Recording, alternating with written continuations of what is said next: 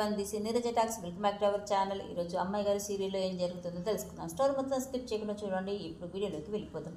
ఆ విరూపాక్షి ఎన్ని ప్లాన్లు వేసినా రూపని టచ్ చేయగలిగిందేమో కానీ నన్ను మాత్రం టచ్ చేయలేదక్క. నన్ను ఈ జన్మను కూడా టచ్ చేయలేదు. నా జీవితంలో విరూపాక్షితో ఆ రూప కూడా అంతే.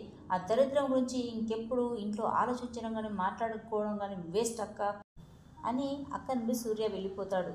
అప్పుడు విజయాంబిక, అయినా విరూపాక్షి ఎప్పుడు కుమ్మలోనే ఉండేది కదా, బయటికి ఎప్పుడు వచ్చింది, అయినా దుబాయ్ ఎప్పుడు వెళ్ళింది, ఇదంతా వాళ్ళ ప్లాన్లో భాగమేనా అని తన మనసులో అనుకుంటుంది. తర్వాత బామ్మ, ఏంటి ముత్యాలు, ఈ ఇంట్లో అడుగుపెట్టిన వేళ విశేషమో లేక మీ మామయ్య నీ కోడలు కడుపులో పడ్డ విశేషమో కానీ నీ కోడలికి పెద్ద నౌకరు దొరికిందటే కదా, సంతోషించకుండా ముఖమల్లా పెట్టుకున్నవేంటి అని అంటుంది. అప్పుడు ముత్యాలు, తన కడుపులో మా మామయ్య పడి బంగారం లాంటి సీఎం సంబంధం చేజారిపోయింది. ఇప్పుడు నా ఇంట్లో అడుగుపెట్టి నా బిడ్డ కుర్చీ కాస్త లాగేసుకుంది. ఆ దరిద్రాన్ని చూడాల్సి వస్తుందని నేను అనుకోలేదు అని అంటుంది ముత్యాలు. ఏంట్రా ఇదంతా, అమ్మ మనతో లేకపోయినా మన కోసం ఇదంతా చేసిందా అంటుంది రూప.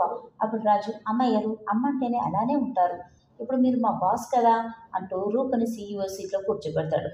అమ్మాయి గారు, ఈ శుభ సందర్భంలో పని మొదలు పెడితే బాగుంటుంది అనిపిస్తుంది అని అంటాడు రాజు. గౌతమ్, ఇప్పుడు రూప సీఈఓ కాబట్టి నా మీద ప్రతీకారం తీర్చుకోవడానికి నన్ను మెడపట్టి బయటకు గెంటేస్తుందా గౌతమ్ అని అంటుంది శ్వేత. గౌతమ్, రేణుక, శ్వేత ముగ్గురు చాలా టెన్షన్ పడుతున్నప్పుడు అంతలోనే అక్కడికి మురుగన్ వస్తాడు. మేడం గారు, మీ ముగ్గురిని మా మేడం గారు పిలుస్తున్నారు అని చెప్తారు.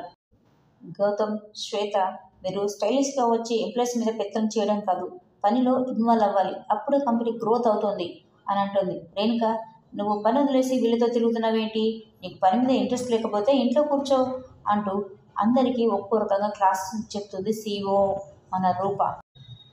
అందరికీ సరి సమానంగా ఫైల్స్ ఇచ్చి కొన్ని డిజైన్స్ సర్చ్ చేయమంటుంది రూప. అప్పుడు శ్వేత, నాకు పని చేయాల్సిన అవసరం లేదు, కావాలంటే మా పర్సనల్ డిజైనర్లు పిలిచి పని చేపిస్తాను అని అంటుంది. రూప, మీరు పార్ట్నర్స్ అవ్వక ముందు కానీ ఇప్పుడు రూల్స్ ప్రకారం మీరు వర్క్ చేయాల్సిందే, పని చేయకపోతే మీరు ఈ కంపెనీలో ఎందుకు అంటుంది రూప. మొత్తానికి రూప అనుకున్నది సాధించింది. ఒక సీఈఓగా తనకు ఉండాల్సిన లక్షణాలు అన్నీ కూడా వాళ్ళ ముందు బయటపెట్టింది రూప. తర్వాత శ్వేత, రేణుక, గౌతమ్లు వర్క్ చేయాలంటే తనకి కష్టమైపోతుంది, ఎందుకంటే వాళ్ళకి ఇంతవరకు అంత హార్డ్ వర్క్ వాళ్ళు చేయలేదు కాబట్టి. తర్వాత రూప రాజుని సీఈఓ సీట్లో కూర్చోమంటుంది. రాజు, వద్దమ్మాయి గారు అని అంటాడు. కానీ ఏ భార్యకైనా భర్తే బాస్, నువ్వే నా బాస్ కాబట్టి సీఈఓ సీట్లో కూర్చో అని తనను కూర్చోపెట్టి తన పక్కనే కూర్చుంటుంది రూప. తర్వాత రూప, రాజు రేణుక దగ్గరికి వచ్చేసి, మా మీటింగ్ అయిపోయింది, మేము ఇంటికి వెళ్తున్నాం, నువ్వు పని పూర్తి చేసుకొని నాకు మెయిల్ చేయి, నేను నీకు మెయిల్ ఐడి పంపిస్తాను అని రాజు రూపల పేరు మీద ఒక మెయిల్ ఐడి తను చెప్తుంది రూప. తర్వాత దీపక్ని శ్వేత జైలు నుండి విడిపిస్తుంది.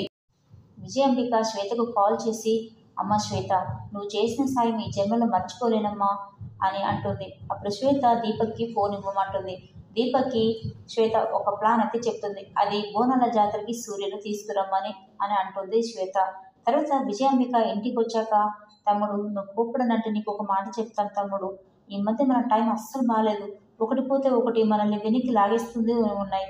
ప్రతి ఏడాది బోనాలు గడిచినా కూడా 2 నెలల నుండి మనం బోనం చేయాలి తమ్ముడు, అందుకు అమ్మవారికి ఏమైనా కోపం వచ్చిందేమోనని అంటుంది. అప్పుడు చంద్రం కూడా, నాకు అక్క చెప్పిన నిజమే అనిపిస్తుంది అన్నయ్య, ఎందుకంటే నాకు అలానే అనిపిస్తుంది అంటాడు చంద్రం. అప్పుడు విజయాంబిక, అమ్మవారి దగ్గరికి వెళ్ళి మంచి జరగాలని కోరుకుందాం తమ్ముడు అని అంటుంది.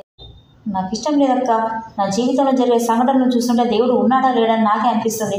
అసలు నేను ఎవరికి అన్యాయం చేశానక్క, జనాన్ని నా కుటుంబ సభ్యులుగా చూశాను, అందరికీ ఏ సమస్య వచ్చినా నా సమస్య అని నాకు వచ్చినట్టే అనుకున్నాను, కానీ వాళ్ళ సమస్య తీరే వరకు నేను నిద్రపోయేవని కాదు, కానీ ఆ ప్రజలే నన్ను నిద్ర లేకుండా చేశారు అని అంటూ బాధపడుతూ ఉంటాడు సూర్య. నమ్మిన బంటుగా ఆ రాజుగారిని చేరదీస్తే ఆ విరూపాక్షితో చేతులు కలిపి నా నమ్మకాన్ని ఒమ్ము చేశాడు. చివరికి నా బిడ్డ కూడా నా పరువు కాపాడుతుంది, నా గౌరవాన్ని కాపాడుతుందని నా గుండెలో పెట్టి చూసుకున్నాను, కానీ ఆ గుండెల మీద తన్ని నా పరువు తీసింది, నా ప్రాణం పోయేలా చేసింది నా బిడ్డ, ఇంకా ఏం మిగిలింది నాకు అక్కడికి రావాలి అంటాడు.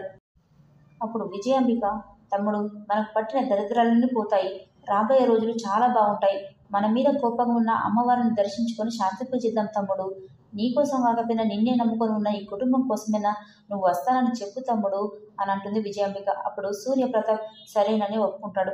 తర్వాత శ్వేత దీపక్ కాల్ చేసి రూపని చంపడానికి ప్లాన్ వేస్తుంది. కానీ దీపక్ రూపని సొంతం చేసుకోవడం కోసం అడ్డుగా ఉన్న రాజుని చంపాలని నిర్ణయం చేసుకుంటాడు. తర్వాత మందారం రాజన్నకు కాల్ చేసింది.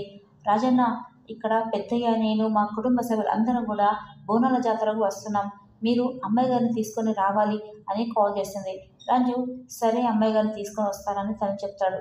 ఇదంతా చాటుగా విన్న రేణుక ఇంట్లో ఇన్ఫర్మేషన్ అంతా ఈయనకు చేరవేసి నువ్వేనా అని తన మనసులో అనుకొని కుట్ర వేస్తుంది. రేపటి ఎపిసోడ్ చాలా బాగుందండి. మరి మా వీడియో మీకు నచ్చినట్లయితే ప్లీజ్ లైక్ అండ్ సబ్స్క్రైబ్ చేసుకోవడం మర్చిపోద్దు. Thanks for watching.